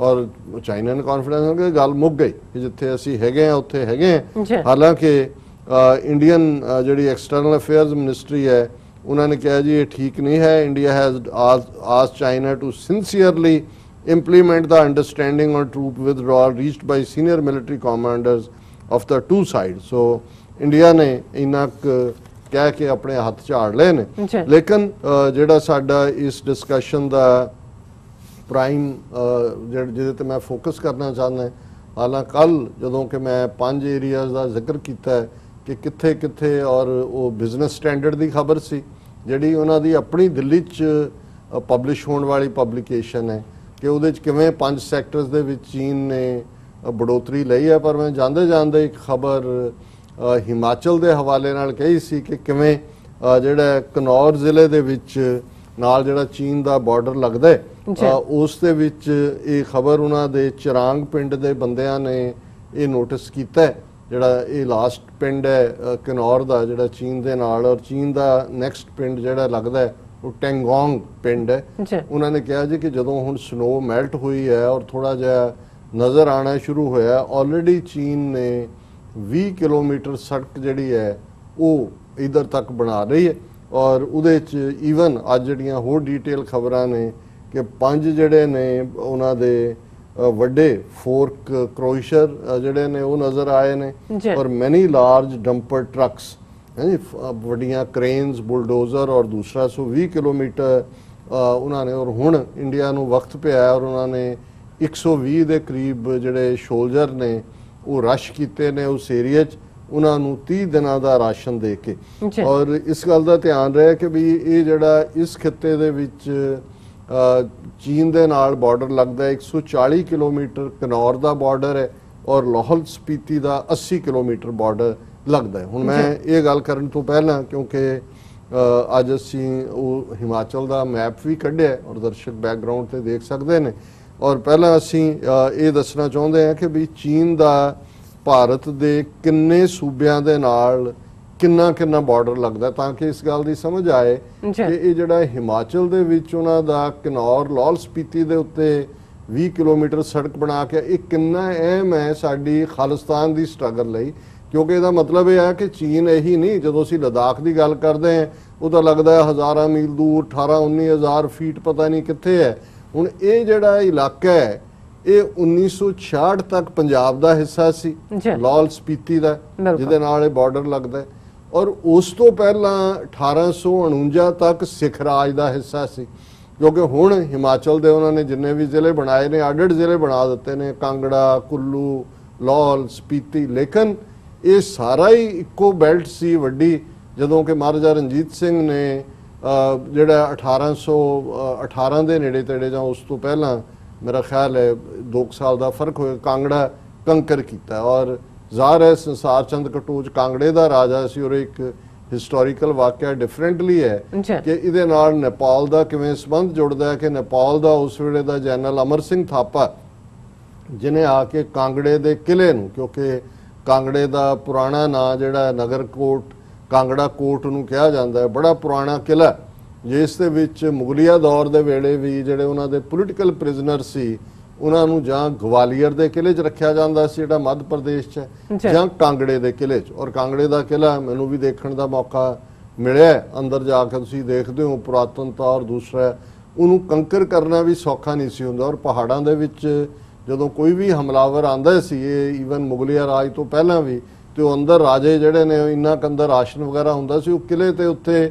ਉਹਦੀ ਲੋਕੇਸ਼ਨ ਵੀ ਇਸ ਤਰੀਕੇ ਨਾਲ ਹੈ ਵੀ ਤੁਸੀਂ ਕਿਸੇ ਪਾਸਿਓਂ ਕੋਈ ਤੋਪ ਦਾ ਫਾਇਰ ਵੀ ਨਹੀਂ ਕਰ ਸਕਦੇ ਉਸ ਕਿਸਮ ਦਾ, ਔਰ ਉਹ ਉਹਨਾਂ ਦੀ ਇੱਕ ਸੇਫਟੀ ਵੀ ਸੀ। ਲੇਕਿਨ ਇਹੀ ਕਾਰਨ ਸੀ ਕਿ ਜਦੋਂ ਕਾਂਗੜਾ ਮੁਗਲਿਆ ਸਲਤਨਤ ਦਾ ਹਿੱਸਾ ਬਣਿਆ ਤੇ ਫਿਰ ਉਹਨਾਂ ਨੇ ਜਿਹੜੇ ਪੋਲੀਟੀਕਲ ਪ੍ਰਿਜ਼ਨਰ ਸੀ ਉੱਥੋਂ ਐਸਕੇਪ ਵੀ ਨਹੀਂ ਸੀ ਕਰ ਸਕਦੇ, ਉਹਨਾਂ ਦੀਆਂ ਇੰਨੀਆਂ ਉਹਦੇ 'ਚ ਆਬਸਟੈਕਲ ਨੇ ਉੱਥੇ, ਜਾਂ ਗਵਾਲੀਅਰ ਦੇ ਕਿਲੇ 'ਚ ਜਾਂ ਕਾਂਗੜੇ ਦੇ ਕਿਲੇ 'ਚ ਸੀ। ਔਰ ਇਹ ਸਿੱਖ ਰਾਜ ਦੇ ਵੇਲੇ ਜਦੋਂ ਅਮਰ ਸਿੰਘ ਥਾਪਾ ਨੇਪਾਲੀ ਜਿਹੜਾ ਉਧਰੋਂ ਕੰਕਰ ਕਰਦਾ ਆਇਆ, ਉੱਤਰਾਖੰਡ ਦੇ ਉਹ ਇਲਾਕੇ ਜਿਹੜੇ ਅੱਜ 6 ਜ਼ਿਲ੍ਹੇ ਮੇਧਾਵੀ ਜਿੱਥੇ ਬਿਠਾਏ ਹੋਏ ਨੇ ਉਹ ਕਾਜ਼ ਆਫ ਕਨਫਲਿਕਟ ਨੇ, ਇਹ ਸਾਰੇ ਉਸ ਪੀਰੀਅਡ 'ਚ ਉਹਨੇ ਫਤਿਹ ਕੀਤੇ। ਇਧਰੋਂ ਸ਼ਿਮਲਾ ਜਿਹੜਾ ਇੱਕ ਛੋਟਾ ਜਿਹਾ ਪਿੰਡ ਸੀ, ਬਾਅਦ 'ਚ ਅੰਗਰੇਜ਼ਾਂ ਨੇ ਸ਼ਿਮਲਾ ਨੂੰ ਡਿਵੈਲਪ ਕੀਤਾ ਔਰ ਉਹਨੇ ਆ ਕੇ ਘੇਰ ਲਿਆ। ਔਰ ਜ਼ਾਹਿਰ ਹੈ ਗੋਰਖੇ ਇੱਕ ਫੀਅਰਸ ਫਾਈਟਰ ਨੇ ਔਰ ਉਹਨੂੰ ਸੰਸਾਰ ਚੰਦ ਕਟੋਚ ਭਾਵੇਂ ਕਿਲੇ 'ਚ ਮਹਿਫੂਜ਼ ਸੀ ਪਰ ਉਹਨੂੰ ਲੱਗਾ ਵੀ ਮੈਂ ਜ਼ਿਆਦਾ ਦੇਰ ਜਿਹੜਾ ਇਹ ਨਹੀਂ ਕਰ ਸਕਾਂਗਾ, ਔਰ ਉਹਨੇ ਇੱਕ ਮੈਸੇਂਜਰ ਜਿਹੜਾ ਭੇਜਿਆ ਲਾਹੌਰ ਦਰਬਾਰ 'ਚ ਮਹਾਰਾਜਾ ਰਣਜੀਤ ਸਿੰਘ ਕੋਲ कि भी जे तुसी मेरी मदद ते आओ तो मैं एक किला और दूसरा तुहाडे हवाले कर देंगे। और सिख फौज आई, सिखां गोरखियां दी एक फाइट भी हुई जिस सिखां दा काफ़ी जानी नुकसान भी होया क्योंकि गोरखे पहाड़ी फाइटर सी, लेकिन इवेंचुअली महाराजा रणजीत सिंह इन्ने इंप्रैस होए गोरखियां दी बहादरी तो कि सिख फौज दे विच एक गोरखियां दी पूरी पलटन जिहड़ी कि पैदल खुखरियां दे नाल और उन्होंने एक बड़ा योगदान भी पाया अगों जिहड़ियां विक्टरीज रणजीत सिंह ने कीतियां। ये सिर्फ एक रैफरेंस ਲਈ है। तो उस पीरीयड ਦੇ ਵਿੱਚ फिर कांगड़ा ਜਦੋਂ सिख राज ਦਾ ਹਿੱਸਾ ਬਣਦਾ ਹੈ ਤੇ ਇਹ ਸਾਰਾ ਹੀ ਕੁੱਲੂ ਲਾਹੌਲ ਸਪੀਤੀ ਇਹ ਸਾਰੀ ਟੈਰੀਟਰੀ ਕਾਂਗੜੇ ਦੀ ਸੀ। ਸੋ ਇਵੇਂ ਸਿੱਖਾਂ ਦਾ ਜਿਹੜਾ ਸਿੱਖ ਰਾਜ ਦਾ ਬਾਰਡਰ ਹੈ ਉਹ ਉਸ ਵੇਲੇ ਕੁੱਲੂ ਮਨਾਲੀ ਔਰ ਮਨਾਲੀ ਤੋਂ ਜਦੋਂ ਤੁਸੀਂ ਉੱਪਰ ਜਾ ਕੇ ਦੇਖਦੇ ਹੋ ਤੇ ਜਿਵੇਂ ਅਸੀਂ ਕੱਲ ਵੀ ਜ਼ਿਕਰ ਕੀਤਾ ਸੀ ਕਿ ਅੱਜ ਵੀ ਚਾਈਨਾ ਦੇ ਨਾਲ ਜਾਂ ਤਿੱਬਤ ਦੇ ਨਾਲ, ਕਿਉਂਕਿ ਉਸ ਵੇਲੇ ਇਹ ਬਾਰਡਰ ਤਿੱਬਤ ਨਾਲ ਲੱਗਦਾ ਸੀ ਔਰ ਤਿੱਬਤ ਤੇ ਹਮੇਸ਼ਾ ਹੀ ਚੀਨ ਨੇ ਆਪਣੀ ਸੋਵਰਨਿਟੀ ਕਲੇਮ ਕੀਤੀ ਜਾਂ ਸੁਜ਼ਰਨਿਟੀ ਕਲੇਮ ਕੀਤੀ। ਕੁਝ ਮਾਮਲੇ ਜਦੋਂ ਚਾਈਨੀਜ਼ ਐਂਪਰਰ ਕਮਜ਼ੋਰ ਸੀ ਤਿੱਬਤ ਇੰਡੀਪੈਂਡੈਂਟ ਵੀ ਹੁੰਦਾ ਰਿਹਾ। ਸੋ ਇਹ ਦੋ ਪਾਸ ਜਾਂ ਦਰੇ, ਇੱਕ ਰੋਹਤਾਂਗ ਪਾਸ ਜਿਹੜਾ ਮਨਾਲੀ ਰਾਹੀਂ ਔਰ ਦੂਸਰਾ ਜੋਜ਼ੀਲਾ ਜਾਂ ਜ਼ੋਜ਼ਿਲਾ ਜਿਵੇਂ ਵੀ ਉਹਨੂੰ ਪ੍ਰੋਨਾਉਂਸ ਕੀਤਾ ਜਾਂਦਾ ਹੈ, ਇਹ ਈਸਟਰਨ ਫਰੰਟ ਦੇ ਉੱਤੇ ਹੈ। ਸੋ ਇੱਥੇ ਹੀ ਮਨਾਲੀ ਦੇ ਬਿਲਕੁਲ ਥੱਲੇ ਇੱਕ छोटी जी थां दे उत्ते उन्होंने मड़ी ਸਿੰਘਾਂ कहते हैं, थां बनी हुई है। और इस बारे कहा जाता है कि जदों सिख फौज ने ਜਾਂ महाराजा रणजीत सिंह चाइना दे नाल, क्योंकि ये सारा ट्रेड राउट भी सी, जदों असी सिल्क रोड की गल करते हैं फिर लद्दाख अमृतसर ट्रेड राउट जिन्हें पंजाब नूं भी उस वेले प्रॉस्पर किया, बहुत सारा अमृतसर सिटी इंटरनेशनल मैप ते आई। सो वो राउट भी लभ रहे सी और उधर भी जाना चाहते सी। और इस रोहतांग पास वाले पासों एक सिखां दा पहला जिहड़ी एडवांस पार्टी अंदर नूं गई, कुदरती इत्थे इन्ना अनप्रैडिक्टेबल वैदर हुंदा है कि वो सारे ही बर्फ थले दब गए। जदों तक माहौल ठीक होया मौसम, उन्हां दियां डेड बॉडीज कढ़ियां गईयां और बजाए उन्हां नूं लाहौर जां दूजे लिजाण दे उत्थे ही जिहड़ा उन्हां दा संस्कार किया गया। तो मड़ी ਸਿੰਘਾਂ उस नूं लोकल लोग भी उन्होंने कहते हैं, क्योंकि ये जदों तक लफज समाद नहीं सी पॉपुलर होया कि जी फलाना जां शमशान, तो इनू मड़ी मसान जिहड़े ईवन शमशान घाटां नूं भी मड़ियां जी कहंदे। तो मड़ी ਸਿੰਘਾਂ उस सो ये फिर रणजीत सिंह ने दूसरा राउट जिहड़ा है वो असी लद्दाख वालों जिहड़ा जनरल जोरावर सिंह ने 1836 च लेह लद्दाख लिया और स्ट्रेट राउट नूं जिहड़ा स्ट्रेटन आउट कीता। सो ये भी फॉर बैकग्राउंड। सो ये दस्सण दे लई कि उस वेले भी 1849 तक ਜਿਹੜੀਆਂ ਰਾਜ ਦੀਆਂ ਹੱਦਾਂ ਨੇ ਲਾਹੌਰ ਦਰਬਾਰ ਦੀਆਂ ਉਹ ਚੀਨ ਦੇ ਨਾਲ ਲੱਗਦੀਆਂ ਸੀ। ਬਿਲਕੁਲ। ਔਰ ਉਸ ਤੋਂ ਬਾਅਦ ਪੰਜਾਬ ਜਦੋਂ ਬਾਜ਼ਾਰ ਹੈ ਕਿ ਵੀ ਉਹੀ ਜਦੋਂ 1849 ਚ ਅੰਗਰੇਜ਼ਾਂ ਨੇ ਪੰਜਾਬ ਆਪਣਾ ਜਿਹੜਾ ਆਪਣਾ ਹਿੱਸਾ ਬਣਾਇਆ ਬ੍ਰਿਟਿਸ਼ ਸਾਮਰਾਜ ਦਾ, ਤੇ ਇਹ ਉਹਨਾਂ ਦਾ ਹਿੱਸਾ ਬਣਿਆ। 47 ਚ ਜਦੋਂ ਪਾਰਟੀਸ਼ਨ ਹੋਈ ਤੇ ਇਹ ਸਾਰਾ ਹੀ ਹਿੱਸਾ ਕਾਂਗੜਾ, ਕੁੱਲੂ, ਲਾਹੌਲ ਸਪੀਤੀ, ਅੰਬਾਲਾ ਡਿਵੀਜ਼ਨ ਦਾ ਹਿੱਸਾ ਸੀ। ਸੋ ਅੰਬਾਲਾ ਡਿਵੀਜ਼ਨ ਜਿਹੜੀ ਹੈ ਇਧਰਲੇ ਈਸਟ ਪੰਜਾਬ ਦਾ ਹਿੱਸਾ ਬਣੀ ਔਰ ਉਹਦੇ 'ਚ ਲਾਹੌਲ ਸਪੀਤੀ ਔਰ ਇਹ ਏਰੀਆ ਜਿਹੜੇ ਨੇ ਇਹ ਪੰਜਾਬ ਦੇ ਵਿੱਚ ਆਏ। ਔਰ ਜਿਹੜੇ ਮੁਲਾਜ਼ਮ ਪੰਜਾਬ 'ਚੋਂ ਨੇ ਉਹਨਾਂ ਦੀ ਪੋਸਟਿੰਗ ਵੀ ਹੁੰਦੀ ਸੀ। ਔਰ ਮੈਨੂੰ ਇਹ ਯਾਦ ਹੈ ਕਿ ਜਿਹੜੇ ਸਿੰਗਲ ਹੁੰਦੇ ਸੀ, ਅਜੇ ਵਿਆਹ ਨਹੀਂ ਸੀ ਹੋਏ ਹੁੰਦੇ, ਤੇ ਉਹਨਾਂ ਦੇ ਘਰ ਦੀਆਂ ਜ਼ਰੂਰਤਾਂ ਵੀ ਹੁੰਦੀਆਂ ਸੀ, ਉਹ ਆਪਣੇ ਆਪ ਨੂੰ ਆਪਟ ਕਰਦੇ ਸੀ ਜੀ ਕਿ ਸਾਨੂੰ ਲਾਹੌਲ ਸਪੀਤੀ ਪੋਸਟ, ਕਿਉਂਕਿ 6 ਮਹੀਨੇ ਲਈ ਉਹ ਬੰਦ ਹੋ ਜਾਂਦਾ ਸੀ, ਦੁਨੀਆ ਤੋਂ ਕੱਟਿਆ ਜਾਂਦਾ ਸੀ। ਔਰ ਉਸ ਖਿੱਤੇ ਦੇ ਵਿੱਚ ਵੱਡੇ ਆਲੂ ਬਾਅਦ ਦੇ ਵਿੱਚ ਇੱਕ ਸਿੱਖ ਡਿਪਟੀ ਕਮਿਸ਼ਨਰ ਨੇ ਮਨੋਹਰ ਸਿੰਘ ਗਿੱਲ ਨੇ ਲੋਕਲ ਖੇਤੀ ਕੀਤੀ। ਅੱਜ ਉਹ ਲਾਹੌਲ ਸਪੀਤੀ ਦੇ ਆਲੂ ਉਹਨਾਂ ਦੀ ਮਾਰਕੀਟ ਹੈ। ਪਰ ਉਸ ਵੇਲੇ ਮੁਲਾਜ਼ਮਾਂ ਦਾ ਜਾਂ ਸਿੰਗਲ ਮੁਲਾਜ਼ਮਾਂ ਦਾ ਉੱਥੇ ਜਾਣਾ ਹੁੰਦਾ ਸੀ ਕਿ ਡੀਏ ਜਿਹਨੂੰ ਕਹਿੰਦੇ ਨੇ ਡੀਅਰਨੈਸ ਅਲਾਊਂਸ, ਮਹਿੰਗਾਈ ਦੇ ਅੰਗ, ਉਹ 100% ਮਿਲਦਾ ਸੀ। ਸੋ ਉਹਦੇ ਥੱਲੇ ਜਿਹੜੇ ਆਮ ਮੁਲਾਜ਼ਮ ਪੰਜਾਬ ਦੇ ਬਾਕੀ ਇਲਾਕਿਆਂ 'ਚ ਪੋਸਟਡ ਜਿਹਦੀ 300 रुपए महीना तनख्वाह सी, जे लाहौल स्पीति चला गया तो 600 रुपए महीना होंगे। खर्च कोई नहीं, ना कोई मार्केट है, ना जाना आलू उबाल के खाई जाना, राशन नाल लै जांदे सी, बाकी दुनिया नालों 6 महीने कट ऑफ। सो ये क्योंकि मैं इस सारे नूं देखिया होया बचपन दे विच और मैं इस सारे तो वाकफ है, तो मैं जदों ये कल ये देखिया, क्योंकि ये तो सी कि भी इहदा बॉर्डर जाके चीन दे नाल तिब्बत च खुलदा है, उदों चीन नहीं सी कहा जांदा, क्योंकि अजे भी जदों ये कहणगे तो उहनूं तिब्बतियन बॉर्डर कहणगे। पर हुण इहदे 'च देखण वाली गल है भी चीन दा भारत दीयां किन्नियां स्टेटां दे नाल बॉर्डर लगदा है। टोटल रफली 3500 किलोमीटर बॉर्डर ਚੀਨ ਭਾਰਤ ਦਾ ਲੱਗਦਾ ਹੈ। ਉਹਦੇ ਚ ਜੰਮੂ ਕਸ਼ਮੀਰ ਦੇ ਨਾਲ 1597 ਕਿਲੋਮੀਟਰ ਲੱਗਦਾ ਹੈ, ਅਰੁਣਾਚਲ ਪ੍ਰਦੇਸ਼ ਦੇ ਨਾਲ 1126 ਕਿਲੋਮੀਟਰ ਹੈ, ਉੱਤਰਾਖੰਡ ਦੇ ਨਾਲ 345 ਕਿਲੋਮੀਟਰ ਹੈ, ਸਿੱਕਮ ਦੇ ਨਾਲ 220 ਕਿਲੋਮੀਟਰ ਹੈ, ਹਿਮਾਚਲ ਪ੍ਰਦੇਸ਼ ਦੇ ਨਾਲ 200 ਤੋਂ 260 ਕਿਲੋਮੀਟਰ ਹੈ। ਔਰ ਉਹਦੇ ਚ ਮੈਂ ਜਿਵੇਂ ਦੱਸਿਆ ਕਿ ਉਹਦੇ ਚੋਂ almost 140 kilometre Kinnaur, 80 kilometre Lahaul ਔਰ ਕੁਝ ਜਿਹੜਾ ਸਪੀਤੀ ਦੇ ਨਾਲ। ਹੁਣ ਇਹ ਇਸ ਲਈ ਵੀ ਇੰਪੋਰਟੈਂਟ ਹੈ ਕਿ ਵੀ ਜੇ ਔਰ ਇਹਨਾਂ ਦੀ ਜਿਹੜੀ ਕੱਲ ਤੱਕ ਤਾਂ ਕੋਈ ਇਹਨਾਂ ਨੂੰ ਵੀ ਖਬਰ ਨਹੀਂ ਸੀ, ਹੁਣ ਇਹਨਾਂ ਦੀ ਖਬਰ ਹੀ ਦਾ ਇੱਕ ਹੈਡਿੰਗ ਇਹਨਾਂ ਨੇ ਇਹ ਬਣਾਇਆ ਹੋਇਆ ਹੈ, Chinese army likely to intrude in Himachal Pradesh. Likely to ਕੀ, ਉਹ ਤਾਂ ਬੈਠ ਗਏ ਆ ਕੇ ਉਸ ਬਾਰਡਰ ਦੇ ਉੱਤੇ। ਹੁਣ ਇਹਦੀ ਅਹਿਮੀਅਤ ਸਾਡੇ ਐਂਗਲ ਤੋਂ ਕੀ ਹੈ, ਔਰ ਇਸ ਗੱਲ ਦਾ ਧਿਆਨ ਰਹੇ ਕਿ ਬੇਸ਼ੱਕ ਭਾਰਤ ਨੇ ਆਪਣੀ ਬਹੁਤ ਸਾਰੀ ਫੌਜ ਲਦਾਖ ਜਾਂ ਸਿੱਕਮ ਜਾਂ ਦੂਜੇ ਤੇ ਕੀਤੀ ਹੈ, ਜਿਹੜੀ ਇੰਡੋ ਤਿੱਬਤਨ ਬਾਰਡਰ ਫੋਰਸ ਹੈ ਹਿਮਾਚਲ ਦੇ ਨਾਲ ਵੀ ਹੁਣ ਤੱਕ ਤਾਂ ਇਹਨਾਂ ਨੂੰ ਖਤਰਾ ਹੀ, ਕਿਉਂਕਿ ਜਿਹੜੀ ਲਾਈਨ ਆਫ ਐਕਚੁਅਲ ਕੰਟਰੋਲ ਹੈ ਜਿਹੜੀ ਉਧਰ ਵੀ ਡਿਮਾਰਕੇਟਡ ਨਹੀਂ ਹੈ, ਮਤਲਬ ਕੰਟਰੋਲ ਜਿਹਦੇ ਚ ਵੀ ਹੈ ਉਹ ਇੱਧਰ ਵੀ ਨਹੀਂ ਹੈ। ਔਰ ਇਹਨਾਂ ਦੀਆਂ ਜਿਹੜੀਆਂ ਬਾਰਡਰ ਆਊਟਪੋਸਟ ਨੇ 173 ਬਾਰਡਰ ਆਊਟਪੋਸਟ ਨੇ ਇੰਡੋ ਤਿੱਬਤਨ ਬਾਰਡਰ ਫੋਰਸ ਦੀਆਂ, ਉਹਨਾਂ ਚੋਂ 67 ਜਿਹੜੀਆਂ ਨੇ ਜੰਮੂ ਕਸ਼ਮੀਰ ਦੇ ਨਾਲ 35 ਬਾਰਡਰ ਪੋਸਟ ਨੇ, ਹਿਮਾਚਲ ਪ੍ਰਦੇਸ਼ ਉੱਤਰਾਖੰਡ ਦੇ ਨਾਲ 71 ਨੇ, ਔਰ ਈਸਟਰਨ ਸੈਕਟਰ ਸਿੱਕਮ ਅਰੁਣਾਚਲ ਪ੍ਰਦੇਸ਼ 67 ਨੇ। ਹੁਣ ਇਹਨਾਂ ਸਾਰਿਆਂ ਦੇ ਦੀ ਅਹਿਮੀਅਤ ਕੀ ਹੈ ਲੱਗੇਗਾ ਜੀ, ਇੱਕ ਤਾਂ ਇਹ ਹੈ ਕਿ ਵੀ ਉਹਨਾਂ ਨੇ ਈਵਨ ਇਹ 260 ਕਿਲੋਮੀਟਰ 'ਚ ਵੀ ਭਾਰਤ ਨੂੰ ਵਕਤ ਪਾ ਦਿੱਤਾ, ਜਿੱਥੇ ਹੁਣ ਮੌਸਮ ਬਦਲਣ ਵਾਲਾ ਹੈ, ਜੁਲਾਈ ਅਗਸਤ ਦੇ ਨੇੜੇ ਤੇੜੇ ਪਹੁੰਚਦੇ ਆ ਤੇ ਸਤੰਬਰ 'ਚ ਸਨੋ ਹੁੰਦੀ ਹੈ ਜਿਹੜੀ ਅਗਲੇ 6 ਮਹੀਨੇ ਮਾਰਚ ਤੱਕ ਰਹਿਣੀ ਹੈ, ਸਭ ਕੱਟ ਆਫ ਹੋ ਜਾਂਦੀ ਹੈ ਉਹ ਵੈਲੀ, ਕਿ ਭਾਈ ਕਰੋ ਇਹਨੂੰ ਮੋਨੀਟਰ। ਦੂਸਰੀ ਦੀ ਅਹਿਮੀਅਤ ਬਹੁਤ ਘੱਟ ਨੂੰ ਸ਼ਾਇਦ ਇਸ ਗੱਲ ਦਾ ਪਤਾ ਹੈ ਕਿ ਜਿਹੜੀ ਸਾਡੇ ਪੰਜਾਬ ਦੀ ਲਾਈਫ ਲਾਈਨ ਹੈ ਪਾਣੀ ਦੀ, ਸਤਲੁਜ, ਜਿਹਦੀ ਅਸੀਂ ਦੂਸਰੇ ਸੈਗਮੈਂਟ 'ਚ ਗੱਲ ਕਰਾਂਗੇ ਕਿ ਸੁਪਰੀਮ ਕੋਰਟ ਨੇ ਕਿਵੇਂ ਫਰਦਰ ਪੰਜਾਬ ਦੇ ਪਾਣੀਆਂ ਦੀ ਲੁੱਟ ਦਾ ਜਿਹੜਾ ਉਹਨੂੰ ਡੈਫਰ ਕੀਤਾ ਥੋੜੀ ਦੇਰ ਲਈ। ਸਤਲੁਜ ਚਾਈਨਾ ਚੋਂ ਆਉਂਦਾ ਹੈ, ਤਿੱਬਤ ਚੋਂ, ਔਰ ਇਹੀ ਰਾਊਟ ਹੈ, ਉੱਥੋਂ ਹੀ ਐਂਟਰ ਕਰਦਾ ਹੈ ਬਿਲਾਸਪੁਰ ਤੋਂ, ਔਰ ਪਾਖੜਾ ਡੈਮ ਸਤਲੁਜ ਦੇ ਉੱਤੇ ਬਣਿਆ ਹੋਇਆ। ਸੋ ਆਲਰੇਡੀ ਚਾਈਨਾ ਨੇ ਇੱਕ ਅੱਧਾ ਇਹਨਾਂ ਨੂੰ ਮੈਸੇਜ ਦਿੱਤਾ ਸੀ ਕਿ ਵੀ ਵਾਟਰ ਐਜ਼ ਏ ਵੈਪਨ ਕਿਵੇਂ ਇਸਤੇਮਾਲ ਹੋ ਸਕਦਾ ਹੈ। ਹੁਣ ਦੂਸਰੀ ਗੱਲ, ਚਾਈਨਾ ਲਈ ਇਹ ਖਿੱਤਾ ਕਿਉਂ ਇੰਪੋਰਟੈਂਟ ਹੈ, ਜਦੋਂ ਅਸੀਂ ਲਾਹੌਲ ਸਪੀਤੀ ਜਾਂ ਕਾਂਗੜਾ ਜ਼ਿਲ੍ਹੇ ਦੀ ਗੱਲ ਕੀਤੀ ਕਿ ਜਦੋਂ ਦਲਾਈ ਲਾਮਾ ਉੱਥੋਂ ਦੌੜਦਾ ਹੈ ਇੰਟੈਲੀਜੈਂਸ ਬਿਊਰੋ ਦਾ ਜੁਆਇੰਟ ਆਪਰੇਸ਼ਨ CIA ਦੇ ਨਾਲ ਰਲ ਕੇ, ਤੇ ਉਹਨੂੰ ਹਿਮਾਚਲ ਗਵਰਨਮੈਂਟ ਲਿਆ ਕੇ ਧਰਮਸ਼ਾਲਾ ਬਿਠਾਉਂਦੀ ਹੈ ਜਿਹੜੀ ਡਿਸਟ੍ਰਿਕਟ ਕਾਂਗੜਾ ਦਾ ਹੈੱਡਕੁਆਰਟਰ ਹੈ, ਔਰ ਉੱਥੇ ਗਵਰਨਮੈਂਟ ਇਨ ਐਗਜ਼ਾਈਲ ਵੀ ਬਣਾਈ ਹੋਈ, ਦਲਾਈ ਲਾਮਾ ਉੱਥੇ ਬੈਠਾ ਹੈ। ਉਦੋਂ ਕਾਂਗੜਾ ਜ਼ਾਹਰ ਹੈ ਪੰਜਾਬ ਦਾ ਹਿੱਸਾ ਸੀ, ਜਦੋਂ ਦਲਾਈ ਲਾਮਾ 59 ਚ ਆਇਆ, ਹੁਣ ਇਹ ਹਿਮਾਚਲ ਦਾ ਹਿੱਸਾ ਹੈ। ਸੋ ਹੁਣ ਇਹਨਾਂ ਨੇ ਦੋਨੋਂ ਪਾਸਿਓਂ, ਜਦੋਂ ਇੱਕ ਪਾਸੇ ਜਿਹੜੇ ਇਹਨਾਂ ਦੇ ਐਕਸਪਰਟ ਸੀ ਉਹ ਕਹਿ ਰਹੇ ਸੀ ਕਿ ਵੀ ਚਾਈਨਾ ਕਸ਼ਮੀਰ ਵਾਦੀ ਦੇ ਵਿੱਚ ਵੀ, ਕਿਉਂਕਿ ਉਹ ਤਾਂ ਆਲਰੇਡੀ ਲਦਾਖ ਜਾਂ ਦੂਸਰਾ ਜੰਮੂ ਕਸ਼ਮੀਰ ਖਿੱਤੇ ਦੇ ਨਾਲ ਲੱਗਦਾ ਹੈ, ਕਿ ਵੀ ਜੇ ਹਾਲਾਤ ਤਲਖੀ ਚ ਗਏ ਤੇ ਚਾਈਨਾ ਜਿਹੜਾ ਹੈ ਉਹ ਕਸ਼ਮੀਰ ਨੂੰ ਦੇ ਵਿੱਚ ਆਪਣੀ ਫੌਜ ਵੀ ਭੇਜ ਸਕਦਾ ਹੈ ਤੇ ਉਹਨੂੰ ਰੈਸਟ ਆਫ ਇੰਡੀਆ ਤੋਂ ਵੀ ਕੱਟ ਆਫ ਕਰ ਸਕਦਾ। ਪਰ ਇਹ ਪੋਸੀਬਿਲਿਟੀ ਕਿਸੇ ਨੇ ਨਹੀਂ ਡਿਸਕਸ ਕੀਤੀ ਕਿ ਜਿਹੜੀ ਖਾਲਿਸਤਾਨ ਦੀ ਮੂਵਮੈਂਟ ਜਿਹੜੀ ਜ਼ਾਹਰ ਹੈ, ਚੀਨੀ ਵੀ ਉਹਨੂੰ ਅਬਜ਼ਰਵ ਕਰ ਰਹੇ ਨੇ, ਜਿਵੇਂ ਅਸੀਂ ਕਿਹਾ ਸੀ ਚਾਈਨੀਜ਼ ਐਂਬੈਸਡਰ, ਉਹਦੀ ਵਾਈਫ ਵੀ ਦਰਬਾਰ ਸਾਹਿਬ ਗਏ, ਉਹਨਾਂ ਦੇ ਐਂਬੈਸਡਰਸ ਦੀ ਵੀ ਦਿਲਚਸਪੀ ਹੈ, ਕਰਤਾਰਪੁਰ ਕੋਰੀਡੋਰ ਖੁੱਲ੍ਹਣ ਦੇ ਮੌਕੇ ਵੀ ਉਹਨਾਂ ਨੇ ਸਭ ਤੋਂ ਪਹਿਲਾਂ ਵੈਲਕਮ ਕਰਨ ਵਾਲਿਆਂ 'ਚ ਸੀ।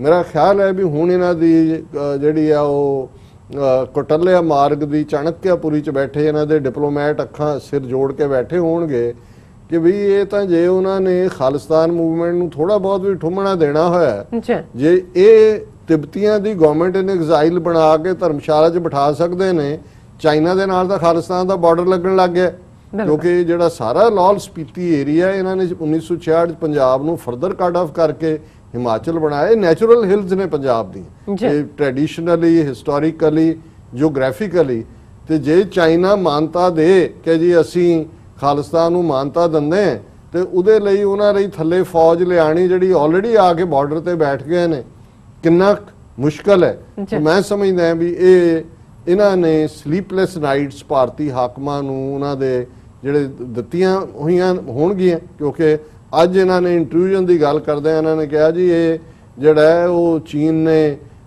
ਉੱਥੇ ਤੱਕ ਤਾਂ ਸੜਕ ਬਣਾ ਰਹੀ ਹੈ 20 ਕਿਲੋਮੀਟਰ, ਔਰ ਬਿਲਕੁਲ ਉਹ ਕੋਈ ਮਾਰਕਡ ਏਰੀਆ ਨਹੀਂ ਹੈ ਜੇ ਚੀਨ ਹੁਣ ਇਹਨਾਂ ਦਾ 150 ਸੋਲਜਰ ਰਾਸ਼ਨ ਲੈ ਕੇ ਗਿਆ ਉੱਥੇ ਕੀ ਕਰ ਲੈਣਗੇ ਉਹਨਾਂ ਨੂੰ ਰੋਕਣ ਦੇ ਲਈ। ਸੋ ਚੀਨ ਨੇ ਦੋਨੋਂ ਹੀ ਪਾਸੇ, ਕਿਉਂਕਿ ਇਹ ਜਿਹੜੇ ਨੇ ਮੋਸਟ ਟਰਬਲਡ ਸਪਾਟ ਜਿਹੜੇ ਨੇ, ਜਾਂ ਇਹ ਕਹਿ ਲਓ ਕਿ ਭਾਰਤ ਦੀਆਂ ਗਲਤ ਨੀਤੀਆਂ ਦੀ ਵਜ੍ਹਾ ਕਰਕੇ ਕਸ਼ਮੀਰੀ ਔਰ ਸਿੱਖ ਜਿਹੜੇ ਦੋਨੋਂ ਹੀ ਇਸ ਵੇਲੇ ਸਿਰਫ ਤੇ ਸਿਰਫ ਆਪਣੀ ਮੁਕੰਮਲ ਆਜ਼ਾਦੀ ਇਹੀ ਚਾਹੁੰਦੇ ਨੇ। ਹੁਣ ਕੋਈ ਉਹਨਾਂ ਨਾਲ ਕੋਈ ਇਹ ਨਹੀਂ ਹੈ ਆਟੋਨਮਸ ਤੇ ਫਲਾਣਾ ਤੇ ਢਿਮਕਾ। ਸੋ ਮੈਂ ਸਮਝਦਾ ਵੀ ਇਹ ਇੱਕ ਬਹੁਤ ਵੱਡੀ ਡਿਵੈਲਪਮੈਂਟ ਹੋਈ ਹੈ ਜਿਹਨੂੰ ਭਾਰਤੀ ਮੀਡੀਆ ਨੇ 2 ਦਿਨ ਦੱਬ ਕੇ ਰੱਖਿਆ। ਅੱਜ ਮਾੜਾ ਮੋਟਾ ਕੱਢ ਰਹੇ ਨੇ, ਪਰ ਸਾਡੇ ਲਈ ਇਹ ਕਾਜ਼ ਆਫ ਸੈਲੀਬ੍ਰੇਸ਼ਨ ਹੈ ਕਿ ਅਲਟੀਮੇਟਲੀ ਜਿਹੜਾ ਬਹੁਤ ਸਾਰੇ ਕਹਿੰਦੇ ਸੀ ਜੀ ਤੁਸੀਂ ਇੱਥੇ ਬੈਠੇ ਚੀਨ ਦੀ ਹਮਾਇਤ ਕਰ ਰਹੇ ਹੋ, ਤੁਸੀਂ ਅਮਰੀਕਾ। ਮੈਂ ਕਿਹਾ ਜੀ ਗੱਲ ਇਹ ਨਹੀਂ ਹੈ, ਅਸੀਂ ਕਿਹੜੇ ਅਮਰੀਕਾ ਦੇ ਦੁਸ਼ਮਣ ਹੈ, ਅਸੀਂ ਤਾਂ ਅਮਰੀਕਾ ਤੋਂ ਵੀ ਮੰਗਦੇ ਹਾਂ ਕਿ ਭਾਈ ਸਾਨੂੰ ਲਿਬਰੇਟ ਕਰਾਓ ਇਹਨਾਂ ਤੋਂ। ਪਰ ਇਹ ਕੱਲਾ ਗੱਲ ਇਹ ਨਹੀਂ ਹੈ ਕਿ ਚੀਨ ਲਦਾਖ ਤੇ ਫਲਾਣਾ ਤੱਕ ਮੈਂ ਵੀ ਚਾਈਨਾ ਅਲਟੀਮੇਟਲੀ ਖਾਲਿਸਤਾਨ ਦੀ ਆਜ਼ਾਦੀ ਦੇ ਵਿੱਚ ਵੀ। ਔਰ ਜਦੋਂ ਅਸੀਂ ਹਿਸਟੋਰੀਕਲ ਸੰਬੰਧਾਂ ਦੀ ਗੱਲ ਵੀ ਕੀਤੀ ਹੈ, ਅੱਗੇ ਵੀ 1842 ਦੀ ਟ੍ਰਾਈਪਾਰਟਾਈਟ ਟ੍ਰੀਟੀ ਦਾ ਮੈਂ ਜ਼ਿਕਰ ਕੀਤਾ, ਜਦੋਂ ਮਹਾਰਾਜਾ ਸ਼ੇਰ ਸਿੰਘ ਲਾਹੌਰ ਦੇ ਤਖਤ ਤੇ ਸੀ, ਸਰਕਾਰੇ ਖਾਲਸਾ ਜੀ ਉਹ emperor of China, Dalai Lama of Tibet.